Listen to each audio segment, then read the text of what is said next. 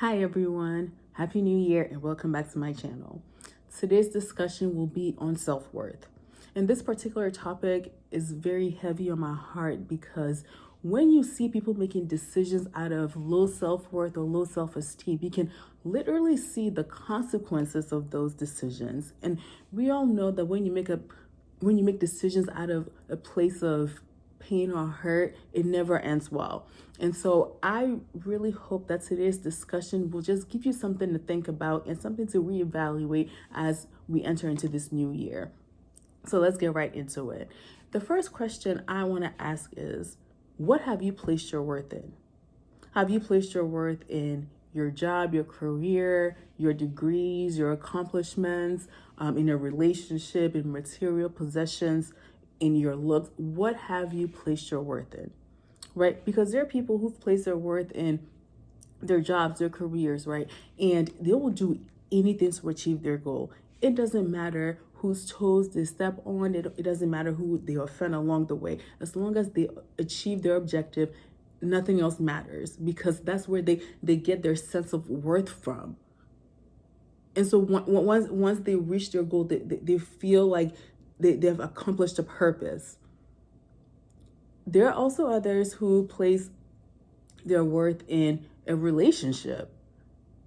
And oftentimes this comes in the form of romantic relationships.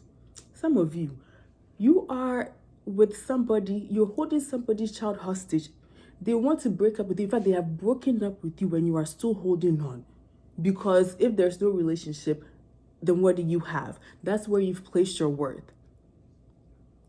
Free people's children. Please free them. Because your worth is not in another person. For some people, they've placed their worth in how they look, right?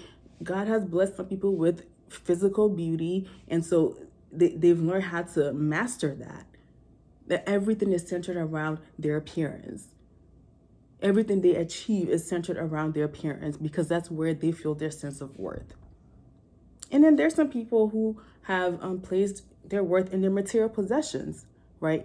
Every home they acquire, we must hear of it. Anything new they buy, we must hear of it. They purchase a new car, everybody must hear about it, because they feel like that's where that's where they get the most attention. That's where they get the most accolades. That's where people praise them. And all of these things that I've mentioned has to do with other people, right? Because what is the point of achieving the highest position in your organization if not to get accolades? What is the point of getting all these degrees if not for accolades? What's the point of using your beauty to accomplish things if not for accolades? What's the point of holding somebody's child hostage in a relationship if not for approval? All of these things that I've mentioned, you could add to the list, but all of these things that I've mentioned could be taken away from you. And so what happens if the relationship crumbles? What happens if you lose your home, if you lose your car, whatever it is that I mentioned, what happens when that crumbles? Do you crumble with it, or do you find something else to place your value in? When you have low self-esteem, it really is just simply that your identity is rooted in something that is not concrete. And so then you feel like you don't have control over your day-to-day life. You don't have control over your actions, right? And so then you find something that you feel like you can control. But here's the thing. Whatever you think you control actually controls you.